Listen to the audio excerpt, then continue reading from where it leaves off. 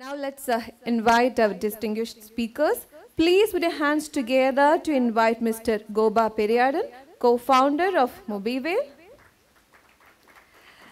And with another round of applause, let's welcome Dr. Vidya Ramaswamy, Chairperson, International Center for Intellectual Training and Empowerment, Insight. Welcome our dignitaries.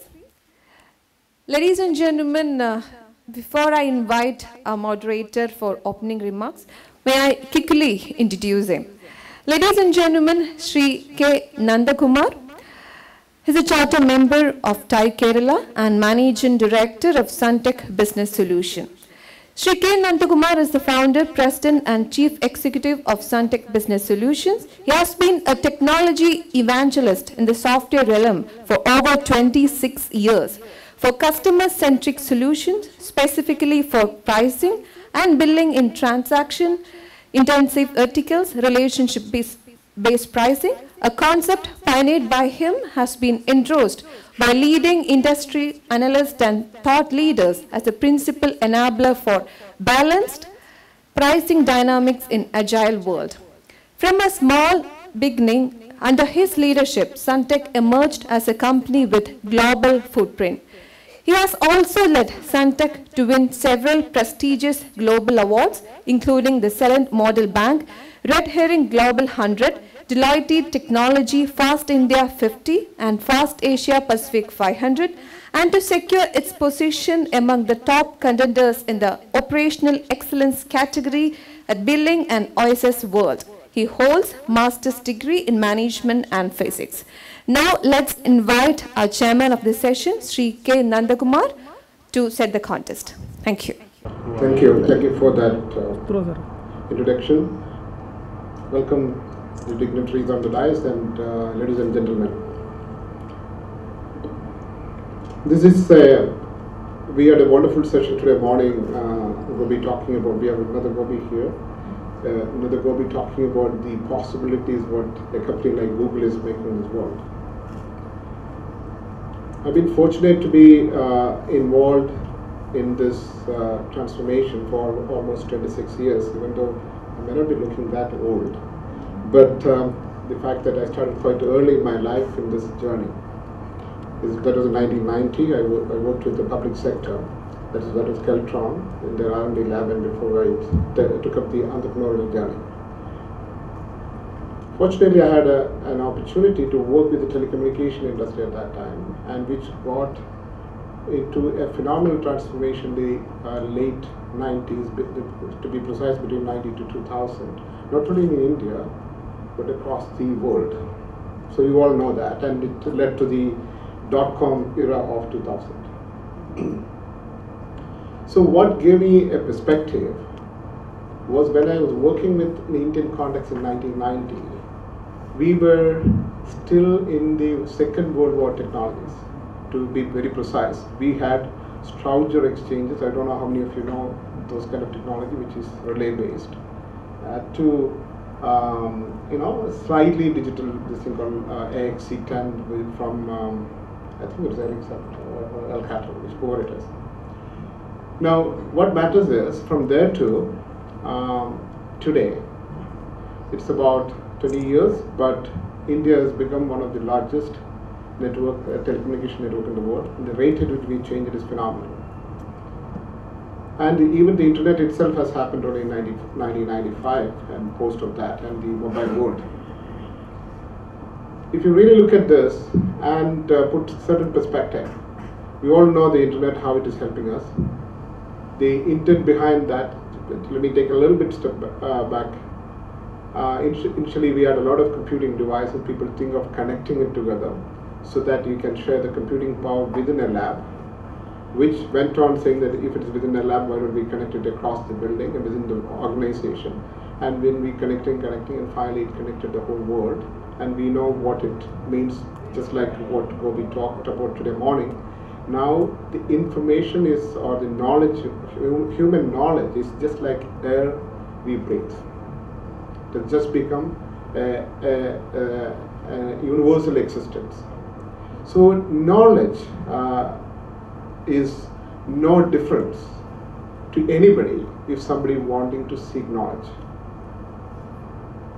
It does not make any difference. Let me make the statement. Even a rural person in the remotest part of India and at the topmost university in Harvard or in Stanford has access to the entire human knowledge at the same level of capability if they have an internet access. That is the reality today. This is only a 15 years of story.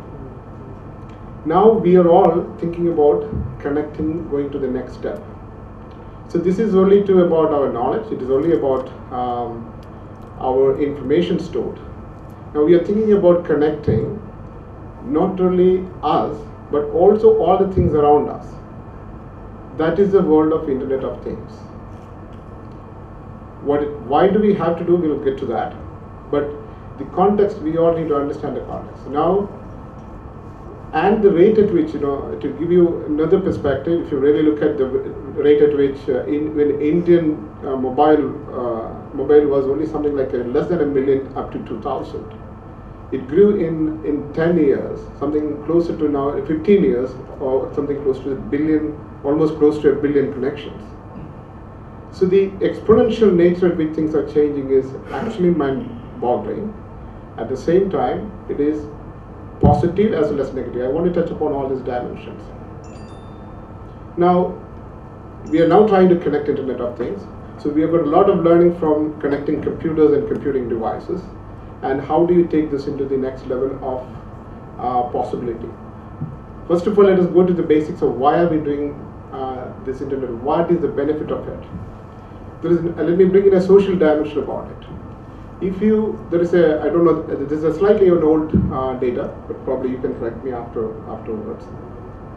By 2050, if you were to think about human life, I think it's close to about 9 billion people in this planet going to be.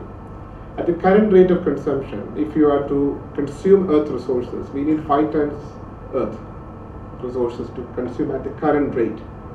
Just to put in perspective, if you just consume at the same rate as US population, 300 million people consuming the Earth resources, and if we were to just feed at the same level of living standard for the rest of the world, even now we need more than 5 times. So there has to be a significant way in which we have to improve the way in which we are designing efficiency, consuming energy, and how we will utilize the best way of utilizing the Earth's resources. I've been listening to one of the speeches recently on a solar technology. Sun alone gives you something like 10,000 times Earth the humans need. Just take the solar energy alone. So if we have a better way of harnessing that can change the whole world. And it can make our living, along with this existence in this planet, much more natural, at the same time much more convenient and sophisticated. So the Internet of Things, what are we trying to do? Every device, every material living around you has got its own life in digital world. For example, an extreme example could be, you saw what Google Glasses is trying to do now, your glasses, or now with your lenses, your retina itself can tell you all the parameters about your health factors, what is the dimension about it. And it also can help you out in all your medication. So I wear an Apple Watch. It can tell me everything about when I should stand up, when I do this. This is something which it is forcing me to do. So it helps me in changing my life and my life living more healthy. At the same time, it is not like I have to run to a gym in the morning to do it. If I just practice stand up in my office once in a while, I'm a better person. So we are here going to discuss these possibilities in a two extremes perspective. Mr. Gobi is going to talk about, we're discussing about the whole technology, what is making it possible, right from hardware all the way up to software, brilliant talk which he's going to make. And Mr. Vidya, and is going to talk about the human perspective on this thing, and we will talk about all the possibilities in between. With that, let me invite Gobi to this session to present this perspective. Thank you very much. Thank you very much, sir. For that, may I quickly introduce Sri Goba Periyaran. Ladies and gentlemen, Sri Goba Periyaran, co-founder of Mobile. He is an engineer turned successful entrepreneur and business leader in Silicon Valley, living in California, and a native of Payyanur, Kerala. He is currently Chief Operating Officer of Mobile Inc., which is specializing in development of silicon intellectual properties platform and solution for the data center, networking and IoT markets. Mr. Goba Periyadan was one of the co-founders of GDA Technologies Inc., one of the pioneering companies in electronic design services, which was subsequently acquired by L&T in 2007. Mr. Goba entered his career as R&D hardware engineer with HCL Technologies and have then held various management positions in the company. During his tenure with Optic Inc., California, he hit up on the possibilities of outsourced electronic product development and along with his co-founder went on to create GDA Technologies Inc. Founders led the company and grew it standalone with over 400 engineers over 10 years. GDA was listed as one of the fastest growing privately held companies in US by Inc. magazine in 2002. At GDA, Goba was Vice President and General Manager of System and Software Design Services, currently responsible for business development in North America. Goba is also a contributing author of several articles on technologies, trends, business analysis and current affairs. Now may I invite Sri Goba Periyadan for his presentation. Thank you. Thank you for the very generous introduction. I'm happy to be here with Mr. Nandakumar and Dr. Vidya. It's a great pleasure and thank you for attending this session. Just to step back and give a little bit of perspective, I used to come to Kochi very regularly between 2004 to 2010. She mentioned about GDA. GDA used to have a design center in Tejasmai Park near Kimfra. So I used to be a frequent visitor of Kochi. And last 4-5 years after our first company got acquired by L&T, I didn't get an opportunity to come to Kochi. But now with this event, I'm happy to be back and happy to share some of the thoughts about IoT. IoT is a big buzzword. It's a lot of growth projected in this, but we need to unravel it a little bit, take a layered approach to understand what is IoT, where are the opportunities, how it is going to make a difference to both a consumer and a corporation and a set of industries. So already you can see, in fact we'll go through some exact examples to demonstrate the vast potential of IoT. I'm a big believer in this, so let me take you through this a little bit and then we can have a panel discussion and then we'll keep some time for Q&A. So we are basically attending a conference here on entrepreneurship.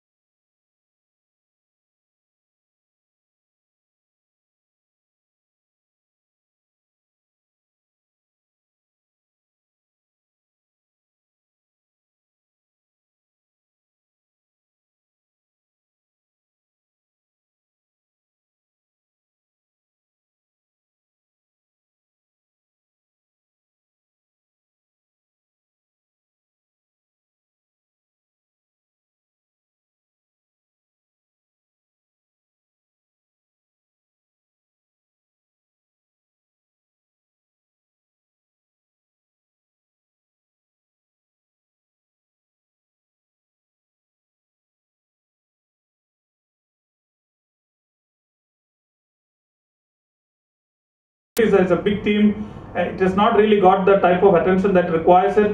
But at all levels of this IoT, we need to have a solid security system in place. So if you look at it, today already there are a bunch of sensors already available. If you look at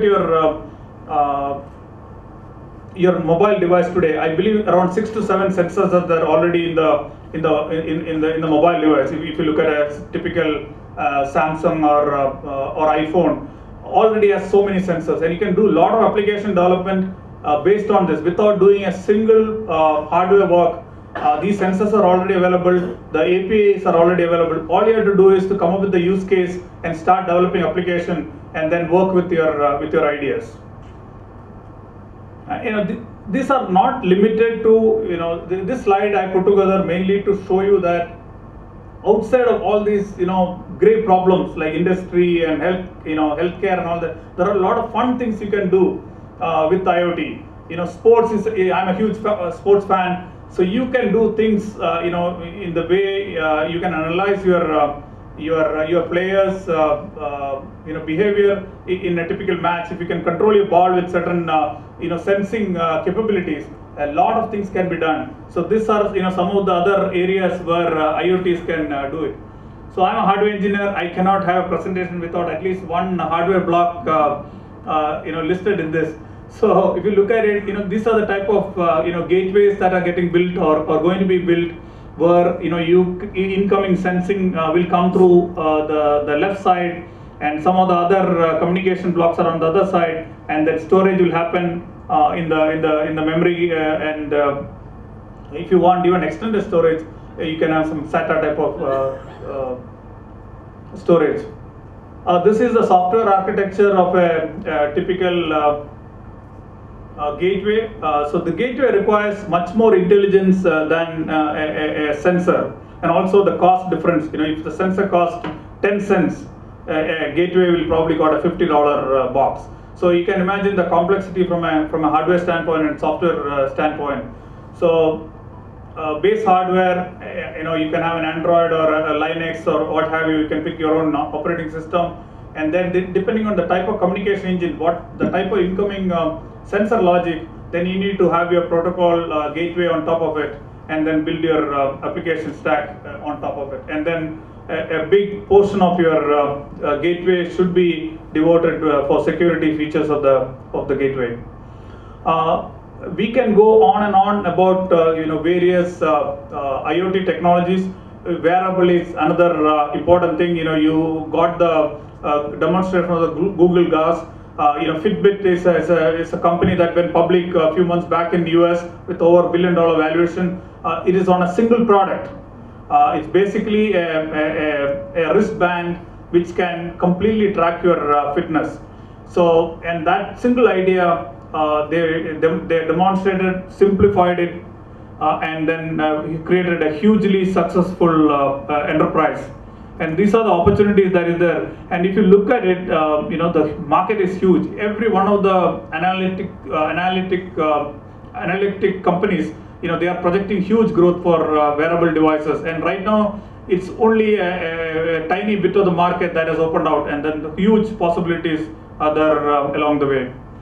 Wearable, the problem about the wearable is it has to be even thinner than some of the other IoT we talked about. This is a subset. The footprint has to be small. The battery has to be extremely low power, and every tiny things you do along the way, the footprint of the hardware and software has to be extremely challenging. So all these things have to happen in a tiny, and some of these things need not be a band. It can be part of your clothing. It can be part of things you wear, your accessories, your jewelry. Just think about the endless possible application with wearables, and you need to have all these elements embedded into it. And with a cloth, if you have to print billions of these things, so every cent will matter a lot. IoT, another point I want to make is it's a truly distributed computing. We have talked about, many of you here are engineers. In our computer science and other courses, we talked about distributed computing. This is one true distributing computer, right from the sensor to the cloud. You are partitioning a problem and you are distributing your computing logic across the way. And of course, bulk of the programming and will reside on the end server, but along the way you are doing a lot of things. And one important difference in wearable compared to a typical IoT system is the gateway. The gateway in most cases will be a cell phone. So you're basically routing the data through your mobile gateway. Couple of more examples. Again, Gopi preempted some of these things through actual demonstration. I'm still talking concept here. So the automobile is another area where you can see the massive development of IoT application. Every piece of automobile technology is electronics, and it is going to be sensed, and it can be deployed, it can be controlled from the driver behavior observation to the speed. And Nandakumar brought up an earlier point in our off chat preparation time chat that there are insurance companies in US now. They are basically providing insurance to people who are willing to disclose their driving data. Are you a consistent driver? Are you driving above speed limit? Are you a rash driver? Do you change lanes a lot? So these things can be tracked for your own benefit. If you are a safe driver and you are proud of it, if you can make the data available, you should be able to take benefit out of it. So these are some of the, of course, the premium will come down in such circumstances. Entertainment inside the vehicle is a huge possibilities, where you can have, of course, not the driver today. Once the autonomous car becomes fully available, that is possible, but the rest of the passengers can have much more interactive entertainment in the car if you allow more computing and IoT platforms in the automobile. Home automation, somewhat we spoke about.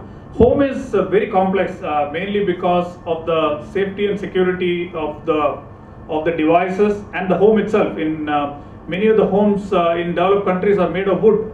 So your ability to control your equipments through an outside device without your interaction. So the safety and the security of such programming becomes extremely critical. So every layer of you can see the AES encryption to have enhanced data security for home automation.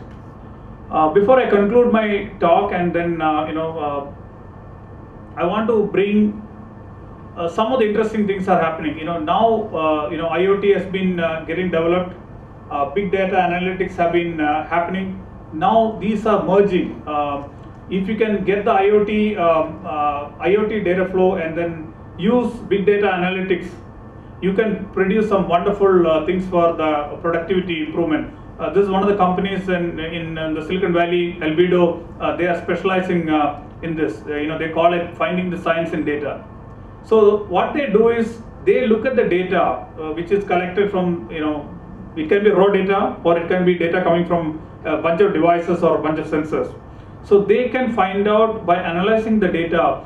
They can create progression maps. They can create causal facts about it and factors from that, and then they can identify certain risk indicators before the risk actually happens.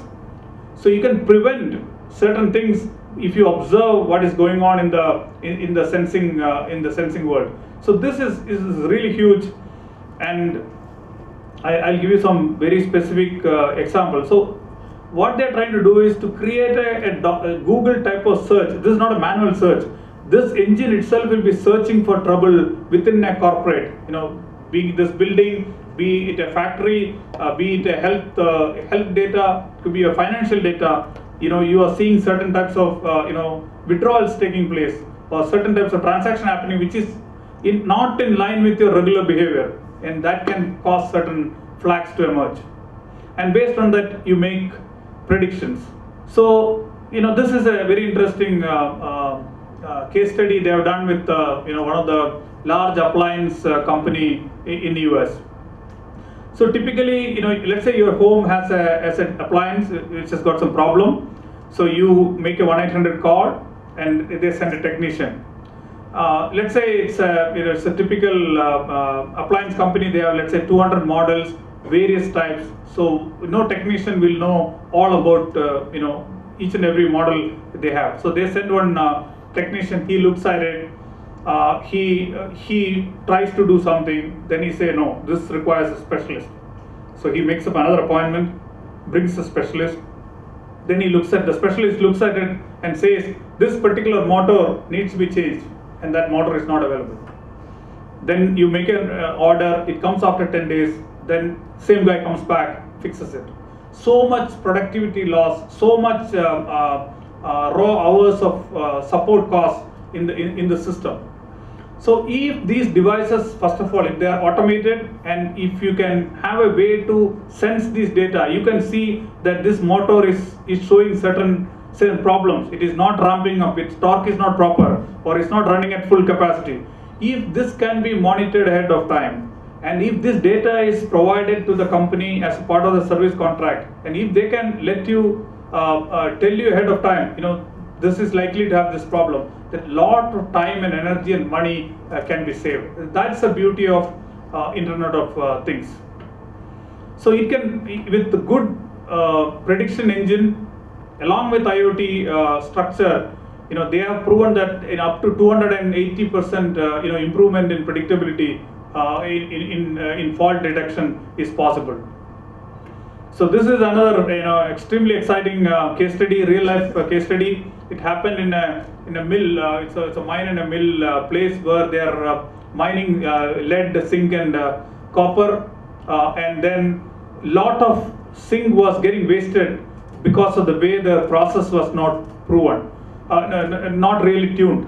So they completely changed it to an IoT model, tracked every possible steps in their production model, and using this Albedo software engine and the IoT infrastructure, the productivity and the revenue was greatly improved. And this is a real life example of IoT in act. This is not theory anymore. This is actual things happening in the industry. Same thing with transformers. How can this is a perennial problem in places like Kerala, where the 3 to 4 months of incessant rain is there. In such cases, how do you make sure that the outage is limited, kept at the minimum amount of time? Best way is to interconnect these equipment and devices and have a master control of system which can predict ahead of time the outage. These kind of systems are already now implemented in US. It's working very well. The number of causes of failures are well identified and controlled. So I hope you enjoyed this to some extent, and then we can talk more after the talk also. I'll be around for some time. Thank you. Thank you very much, sir, for that highly informative and inspiring session. Ladies and gentlemen, may I quickly introduce our next speaker, Dr. Vidya Ramaswamy. Ladies and gentlemen, Dr. Vidya Ramaswamy, she is the founder and chairperson of International Center for Intellectual Training and Empowerment, INSIGHT. Dr. Vidya is a world-renowned molecular biologist, cancer researcher and nanotechnologist who has more than 14 years of research experience. She has been honored with Young Scientist Award from Government of India in 2002 and has won many international awards, fellowship honors, excelling in her contribution to science. She has conducted several international conferences, seminars, symposia and workshops of world recognition. She has 207 international publications, 7 books authored, and 7 international funded research projects and 3 patents to her credit. As a world recognition, her biography has been selected for publishing Who is Who in the World and Who is Who in the Medicine and Healthcare.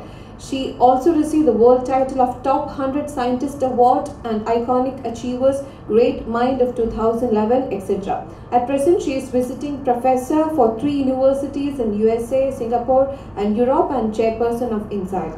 Her passion and interest in oncology, neuroscience, molecular biology, and nanotechnology and clinical research has inculcated a responsibility of popularizing this promising technology to people belonging to every sector of life, especially in the field of academics, research, and industry. Now may I invite Dr. Vidya Ramaswamy for her presentation. Thank you. Good morning, ladies and gentlemen, respected chair, my friend Gopa, and people who have been here for listening to this session.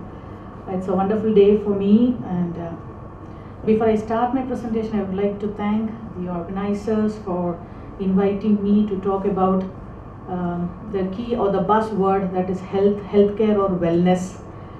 We know that as this is an entrepreneur conclave, you all must be here for ideas, for getting your projects funded by angel investors or from your venture capitalists, to share and to network with each other so that you can build up new contacts, you can get good friends, which may finally end up with having a business established, and next year also we hope we would meet.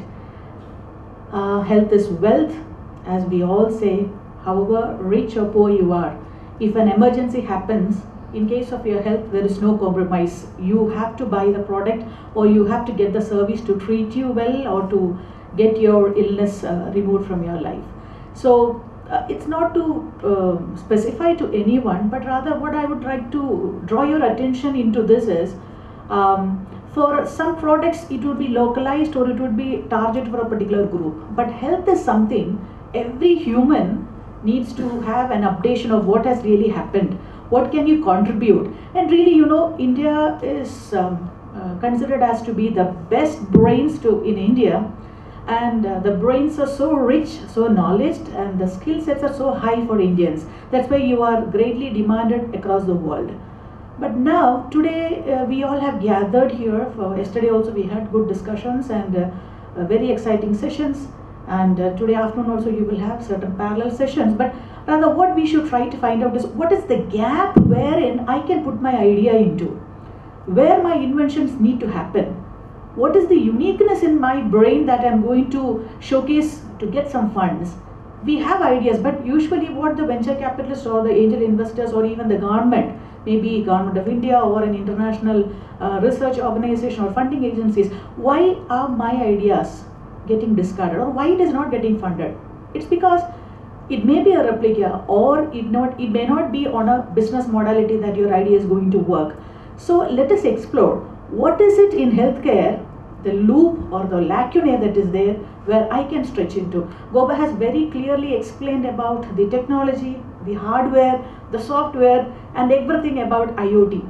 But now I am going to add little bit flesh, little bit breath into it, make it something life added, so that you can identify with my knowledge on healthcare and his knowledge on the hardware, the technology, how both these things could be merged together, so that you have some ideas poking in your mind, so that you go from here with Tycoon 2015, that really something has been a takeaway for me. So that is the concept, or that is the background on which I am going to talk with you for maybe 25 minutes. You can just stop me if I cross my time. Yeah. So let's move. So I'll be addressing these few questions. Even though I am a healthcare professional with more onto research, I would also talk about the investment strategies that is awaiting in the sector of healthcare and wellness. Because I know technology and all sorts of good words will not fit into the pocket. At last, money should speak for everything. So I'll touch upon something on the investment strategies, the figures, and the speculations that are waiting for you in the coming years.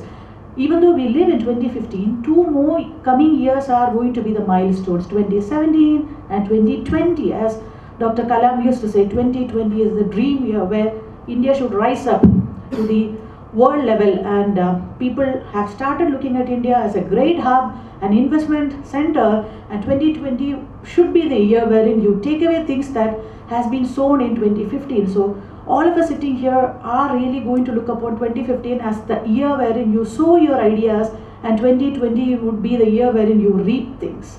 So with this good mind, these are the few questions that we are going to address. Where do we stand in the global community?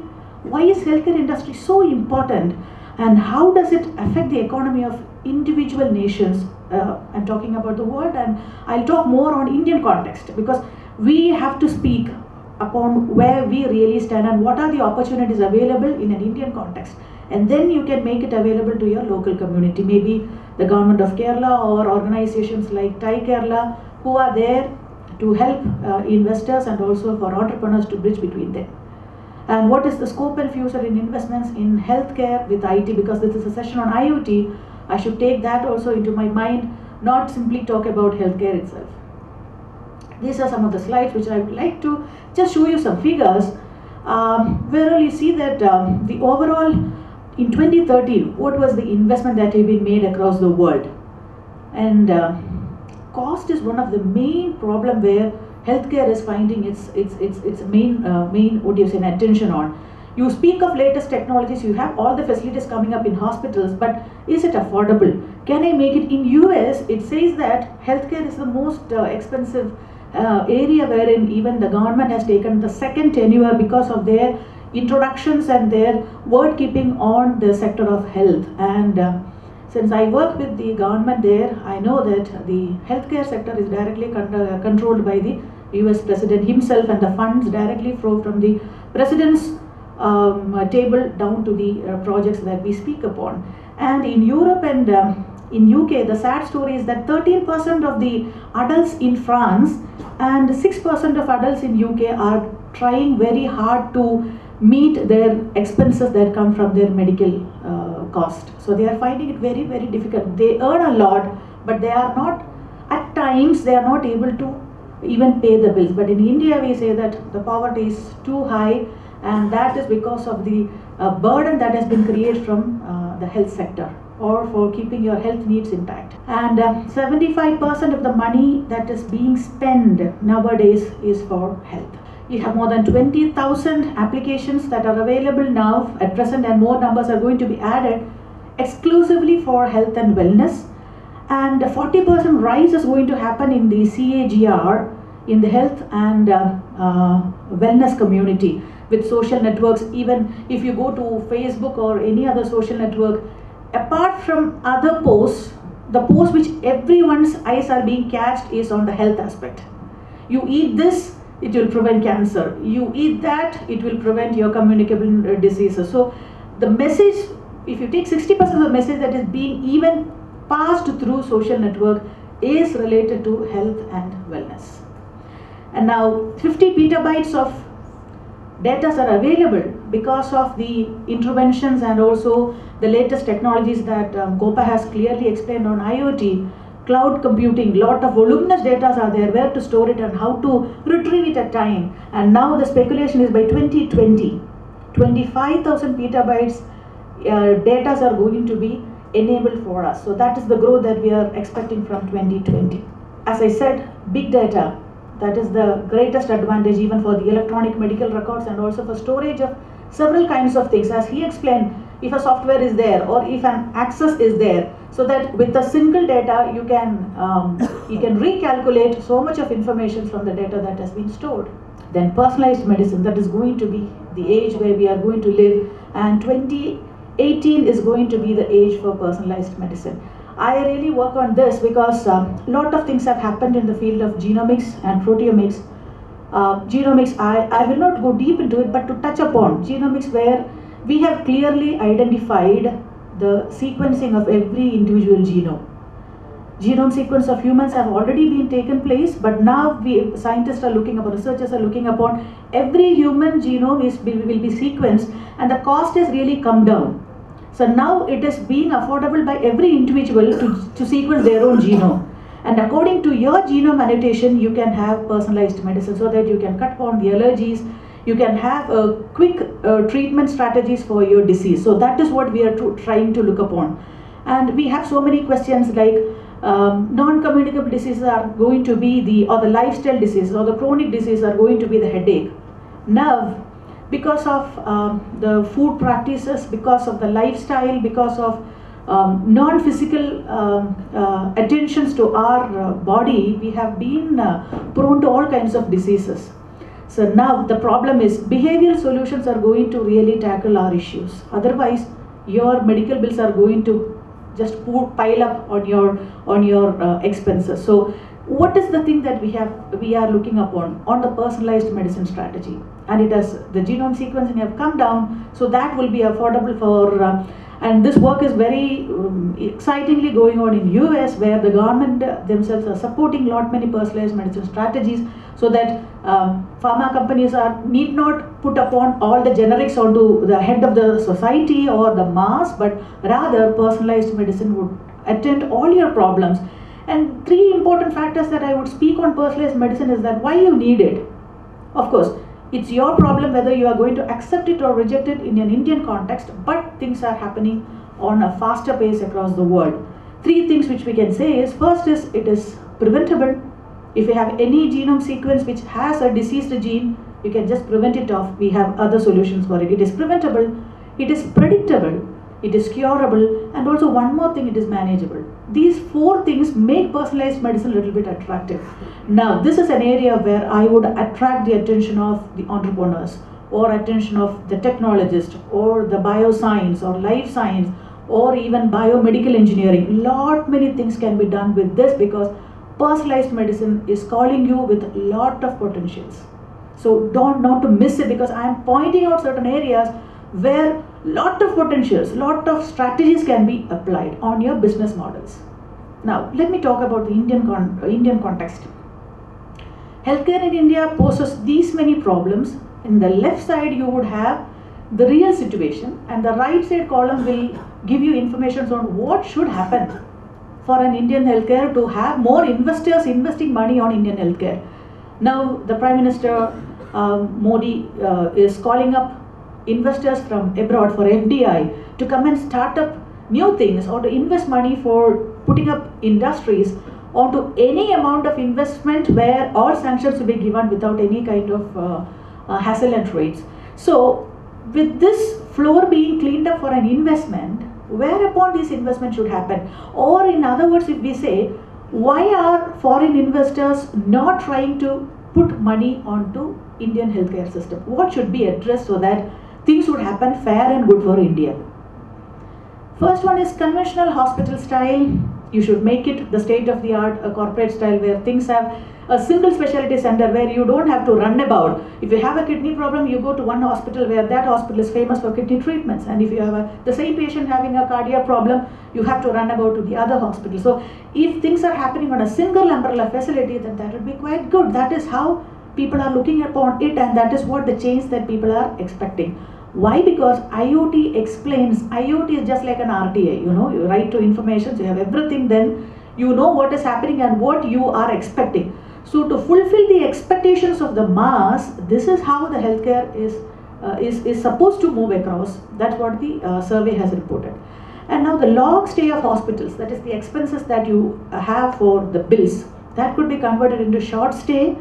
And also you have outpatient surgical centers. That is a new fancy area where the hospital industry or the medical wellness sector is trying to concentrate more on.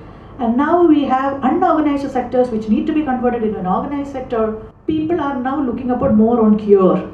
I would say rather try to have more attention on prevention also, because prevention is better than cure. We always learn all these sayings or proverbs in the school times, but now living on this earth, it should be made practical, because if you prevent it, there are diseases which cannot be prevented for a lifetime, I agree, but you can delay it.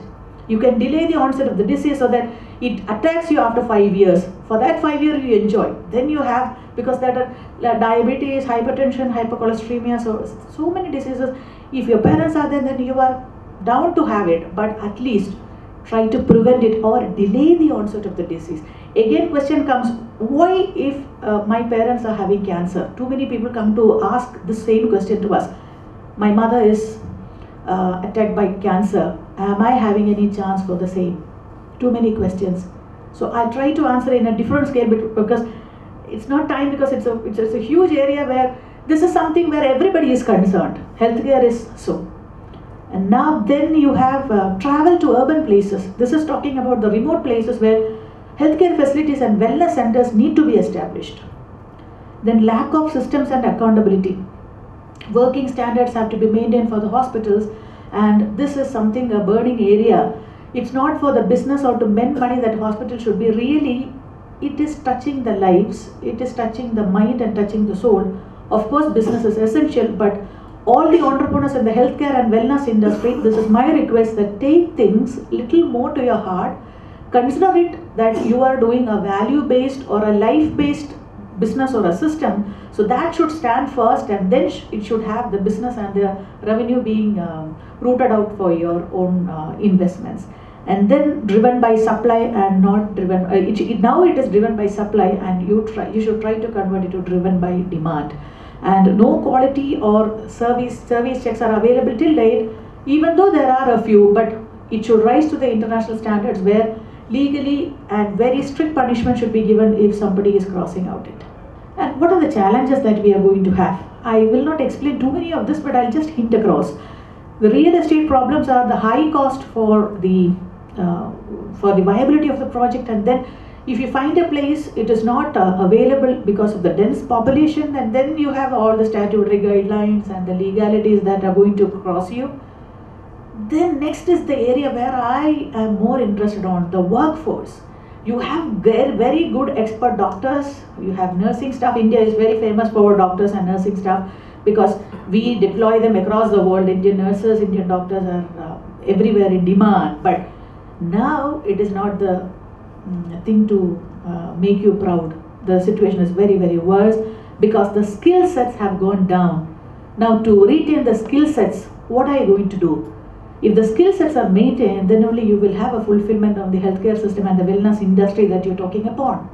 Based on this, you have to find out your product or your service or your mobile application or whatever the hardware or the software you're going to talk about. You have to find out the lacunae in it, or how your technology is going to be utilized by these people. If it is not utilized to the proper level, then what is the use of your technology? So skill sets are a great level of importance, and then concurrent training is also very important. You have all the applications. I know few of the doctors or the healthcare, I'm not specifying to a group. It's everything there in the mobile, but we are not aware of how to use it. So again, familiarization of your product or your service or whatever be the technology, that's a very important thing. Then only it can be used for mankind. There is a gap. You have technologies, but that should not remain in the incubation or in the startups or in your business modalities. It should be conveyed, it should be transferred, it should be carried down so that it finds some application and it opens up new ventures so that you can update, you can have the next version of the application or the facilities that you've already created. So training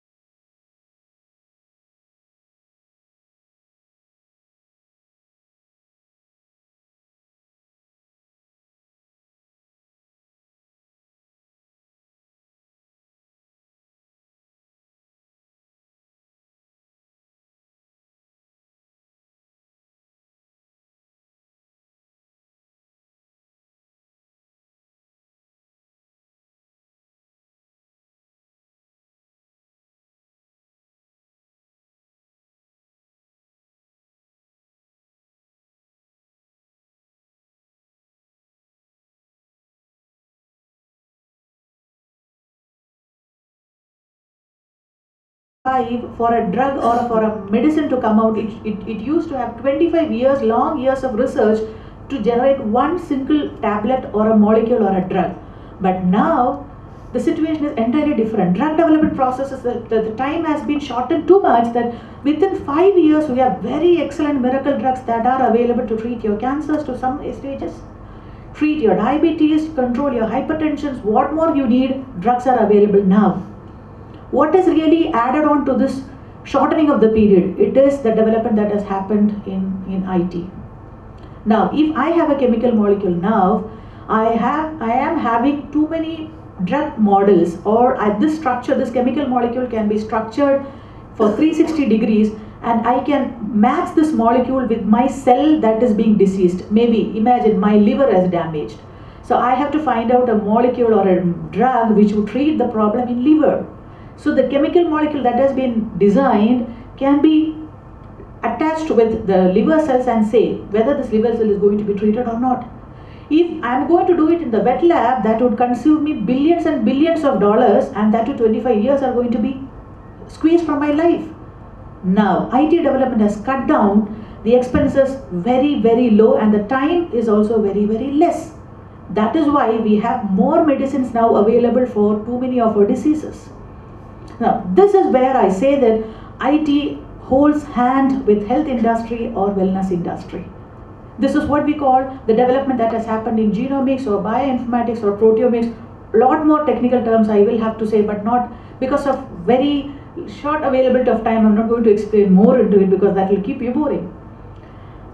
Now, these are some of the facts which I would say. Diabetes, a lifestyle disease, which is being a troubleshooter or a silent killer in all our lives. You cannot cure it, but you can manage it. That is what it says. But a study has really proved that if you can control, or if you can cure, or if you can manage this disease, you can save up to $1,074 annually for every individual. That is the statistics shown in US. This shows how much money you are spending just to manage this problem of diabetes. There has been too many things that Gopa has explained about the wearables. You have so many things.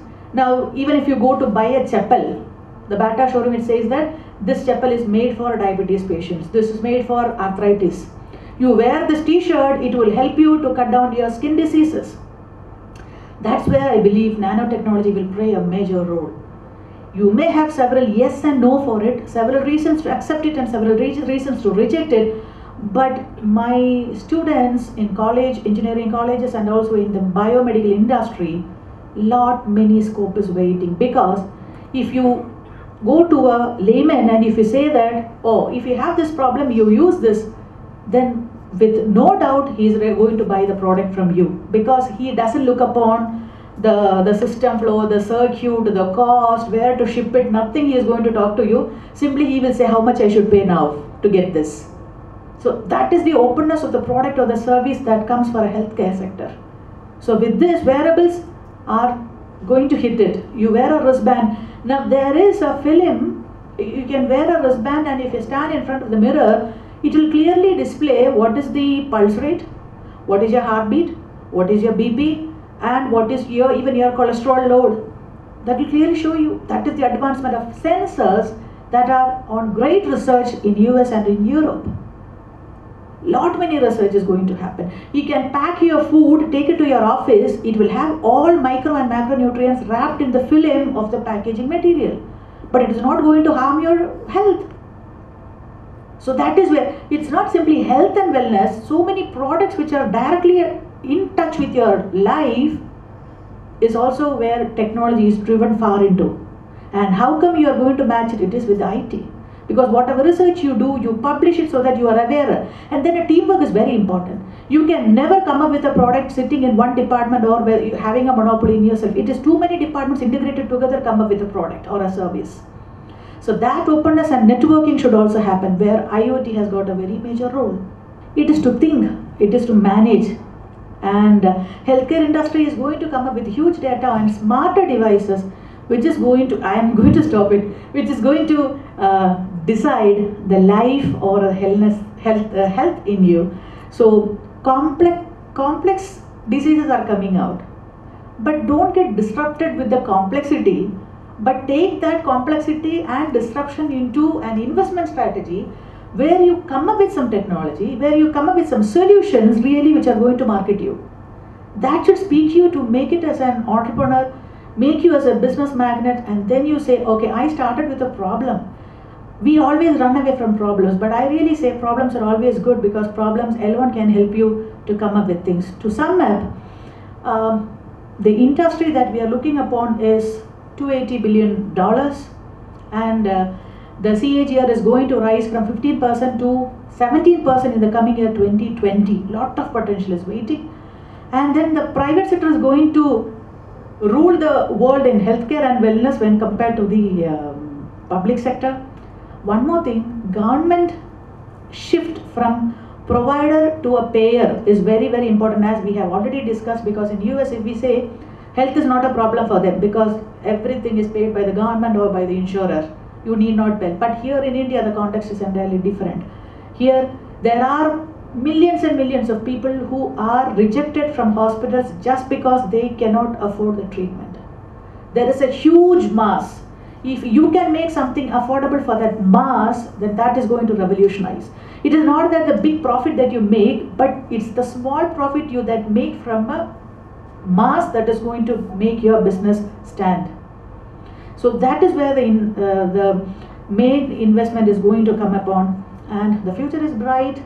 Be a visionary and grab the opportunity, because 2015 is the year where everything is favorable for you when compared to 2014, because more technologies are going to ponder you to a greater level, and I believe 2017 is going to be the mid-mark or the benchmark where you analyze yourself, cross-checking where are you going to the direct direction, are you there fulfilling your phase analysis, are you there on the right track, and then you will see miracles happening in 2020, which is going to be the dream year or the vision year, where not simply dreams but really we come up with good results. And we should be proud that we Indians, not only we work in other nations, but people from other nations come and work here, and you make the superpower in the world.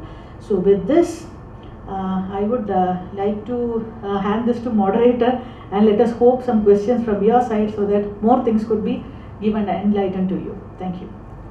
Thank you very much, ma'am, for that highly insightful address. Thank you very much, Dr. Vidya. And before we get to the next session, I just wanted to get a quick feedback from the audience. How many of you are entrepreneurs? And the rest of you, I am hoping to be would-be entrepreneurs, right? So just wanted to put some context in. First of all, thank you very much for that insightful conversation. What we are trying to do in this context is we are talking about IoT, because that is the next huge multi-billion-dollar opportunity for any IT or anybody trying to create entrepreneur. Be an entrepreneur in today's context. Now we talked about the pure technology and the how part of the IoT by Gobi very well. He covered right from the hardware all the way up to software and the possibilities of how it can be done. And we took one industry, which is the healthcare, and Dr. Vidya has very well articulated the potential that it offers. It's only one sector you need to understand that goes into, as Gobi has touched upon, to industries, to living, to sports, and your wearables, and your textile, and everything in your life is going to be getting transformed in the next maybe 5 to 10 years. I dare to predict now, because that is a proof which you started off with. With that statement, the most important thing next phase is all about, and also Dr. Vidya has very clearly pointed out the kind of white space. What does an entrepreneur, what you should be looking at? Anything which you're trying to create or innovate is looking for what is known as in technical terms called white spaces. Because the world is moving from, I like the word called the wet world to dry world. In other words, it is the physical world to the digital world. So the whole world is transforming. It is becoming into a completely different way of living in a matter of 5 to 10 or 15 years. I don't know when that's really going to happen. So the economics, the ecosystem, the way in which we live, the way in which you work, just like you saw today morning, 15 minutes to do Supercomputing is waiting for you, because he was talking about when the question was asked how much time the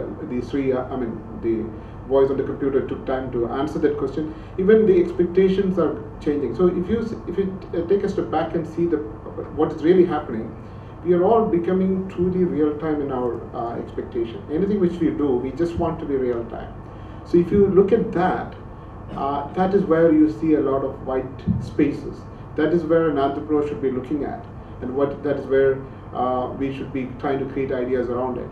So I just wanted to conclude that possibility with one statement Vidya said, and also Gobi talked about in the morning, and be humane in your entrepreneurship, right? Connect with the possibilities of doing and making a difference in this world. And if you can marry these two possibilities, the opportunities are not only billions, it is in trillions.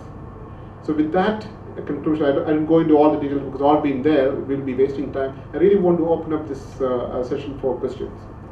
So please be free, and the whole session will make meaningful only if you can ask these questions.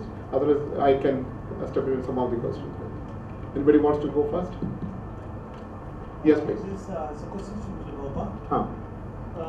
As you rightly said, there are a lot of IoT devices that may be required to residential buildings or industries. But at the end of the day, the data getting acquired by these sensors will have to be transferred to the gateway. It would be taken to the cloud for further processing. Now my question here is there any interoperability standards by which a IoT design for one application could be used elsewhere? Excellent question. This is something it's keenly looked upon. As of today, to the best of my knowledge, there is no standardization either at the low end or at the high end. The only standardization which is there right now is in the communication protocol, lowest level communication protocol, transferring data from, let's say, a sensor to a gateway. There are established protocol. Again, from gateway to this, you have standard TCP/IP and things like that.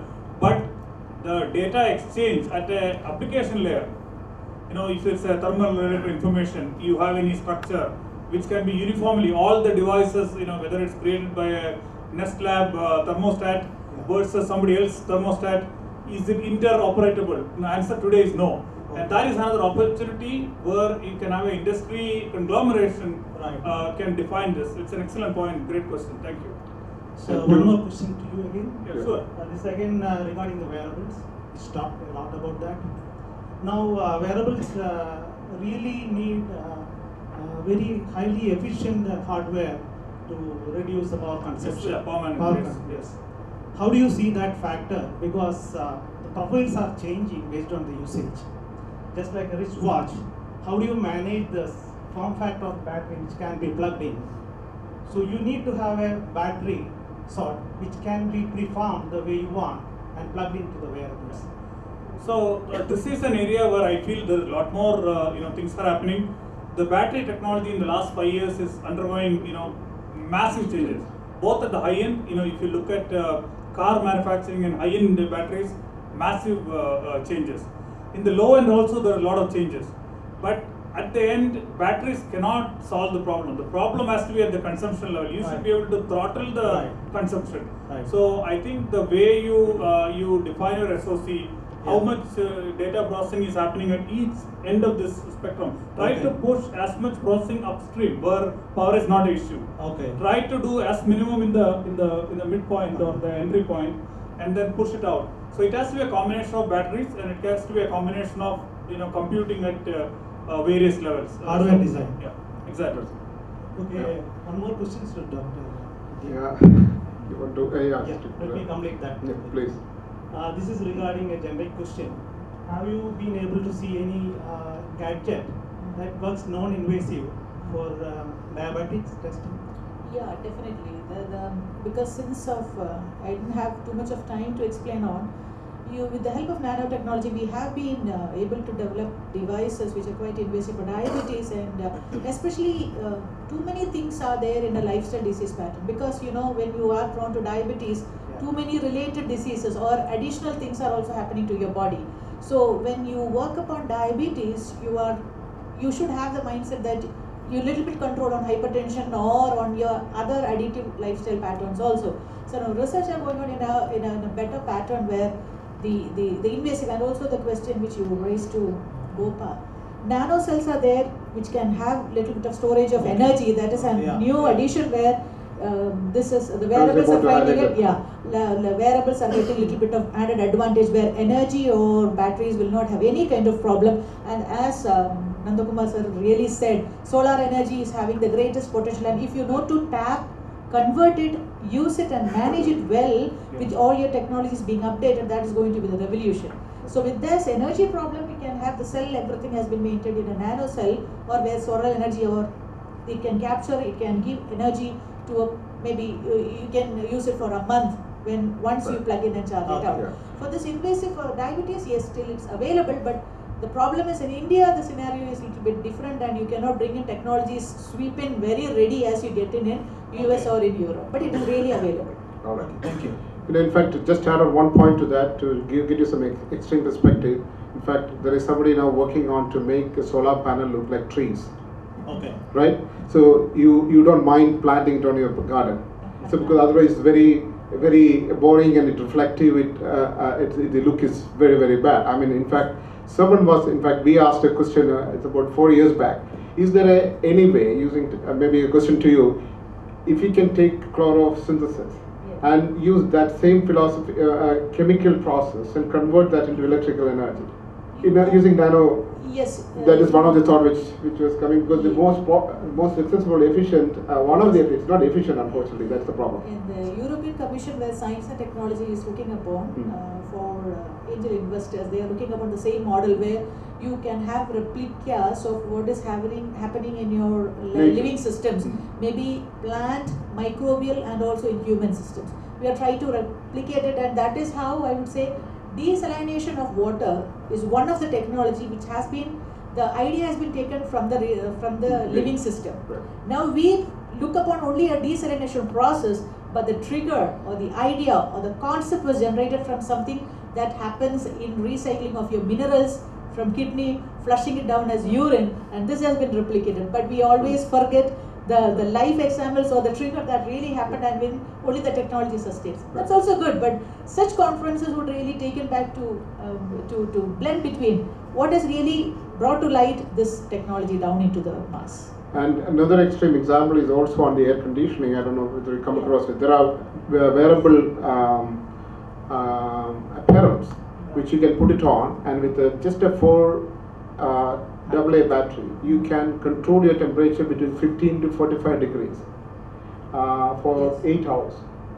This kind of apparels are available today for it. This is being used for people in the Siachen and armies today. I mean, it's expensive too, but imagine the possibility, just like genome sequence, the cost of that brought down to, let us say, $15 or $10.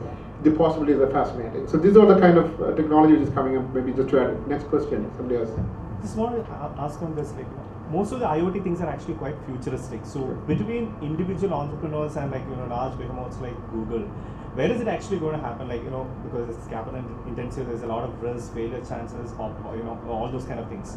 So is it actually something that can drive up individual entrepreneurship, or is it something that will be kind of limited to the large conglomerates, also cross-functional, interdisciplinary requirements? Yeah. It's a complex question, and the answer also is going to be complex. So the thing is, today to create a semiconductor of any kind, you need $20 million to $100 million. So a entrepreneur sitting in their garage, he showed this morning, trying to build a IoT SoC is not going to happen, or it's very difficult problem. But in the IoT, the total landscape we looked at earlier today, there are many elements individual entrepreneur or small group of people can do. There are a lot of services that can be extracted from this whole topology, right? So that is it's a bunch of computing and then highly skilled software writing to extract this data, try to do predictive analysis and things like that. Albedo, it's a 10-member, I think, have the PhD trying to build this system, and then they are serving the conglomerate who are building these mines and mills, and with no clues. They have been having certain productions for last several years. They have been happy with it, but shareholders are today asking for more return on capital, right? So it's a complex answer, but the thing is, you have to look at it and say, what a small businessman with a tiny capital, let's say 50 lakhs or 1 crore capital, what can I start doing? And then once my revenue comes to $1 million, what can I do? So it's a step-by-step process. Yeah. But if you want to do the much more complex things like building the sensors, building SOCs, then you need large capital, $20 to $100 million capital is the minimum. So such, I don't know whether you're watching in the last 6 months, the semiconductor company itself, companies are also consolidating. Big companies are merging because the scalability is very important now, because the fabs are becoming more and more expensive. Each silicon run is becoming more and more expensive. So you have to identify the right space for the amount of capital you have. In fact, from an entrepreneurial point of view, I just add one of the key points here. In today's model, is all about lean startup, right? I mean, if you're talking about a startup, and what does that mean? Before you really get into the big game, you need to find a way of proving your value of your idea, right? And if you are to fail, you should fail early. You cannot take that into, and it cannot be a high capital intensity model, any of these things, and it need not be. And if you take the same point itself, the point which is between these two, you don't have to, because one advantage is many of the technologies in discrete forms are invented and innovated by a large number of organizations and big organizations. Even Google, what they create, many of the things are thrown open to the open source ecosystem for you to innovate further. So if I am advising you as an entrepreneurial thought process, the best thing to do is find white spaces here, because this is all like people are just trying to build the building blocks, right? And it is not connected. There are a lot of disconnected. I mean, they're all trying to solve each problem. Nobody can solve all this problem in one go.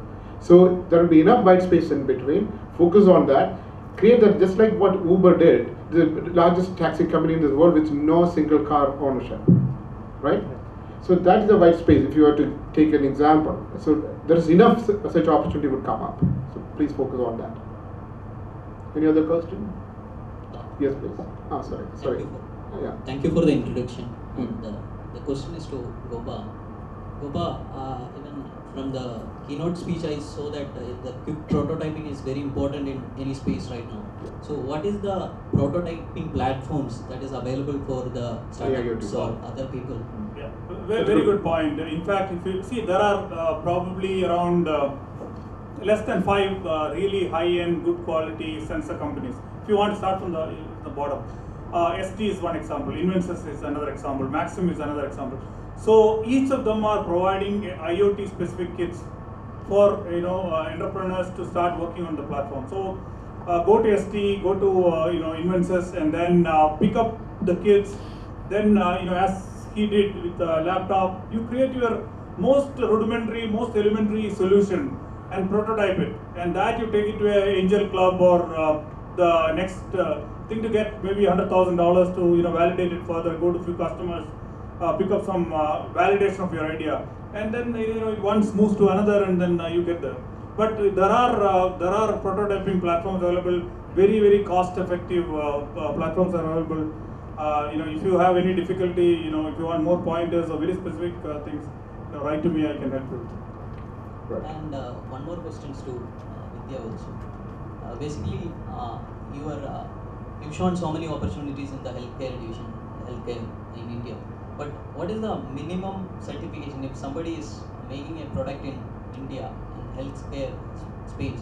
What is the minimum certification that is required to make it?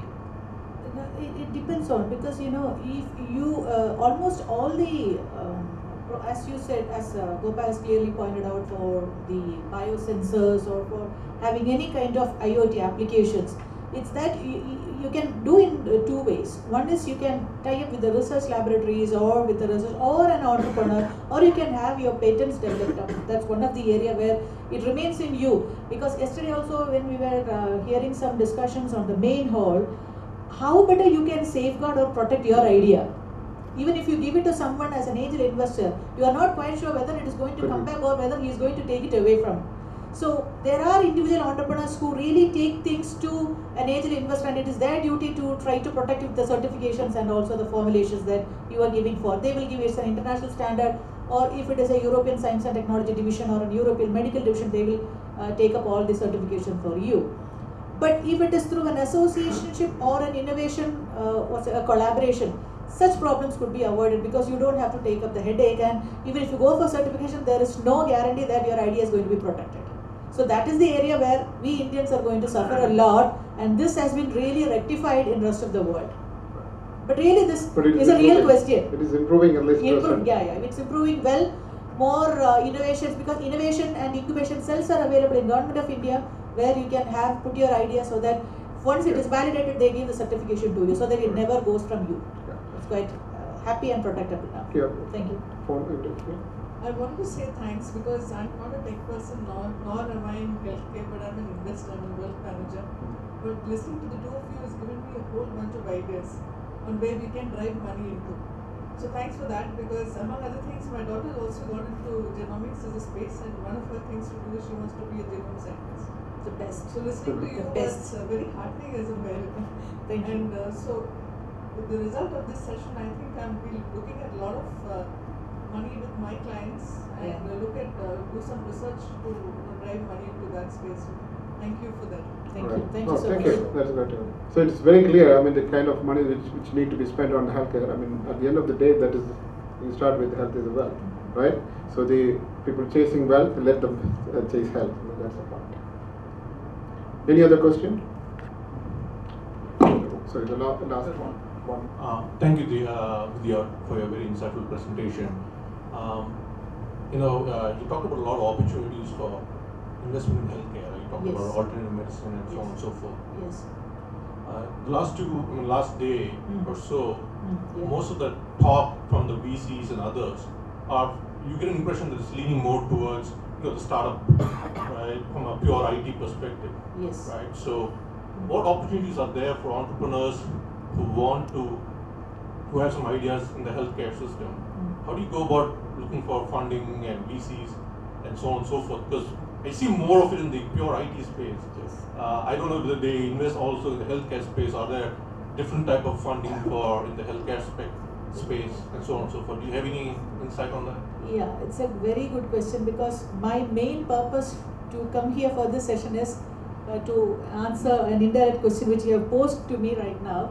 Because even what Gopa has explained, it's all technology that he has. And I am looking upon where to apply this technology for human welfare. And my area is healthcare. The first thing which I would say is that healthcare is a very broad area. The first thing that you have to do is you have to specify in which area of healthcare you are going to work upon.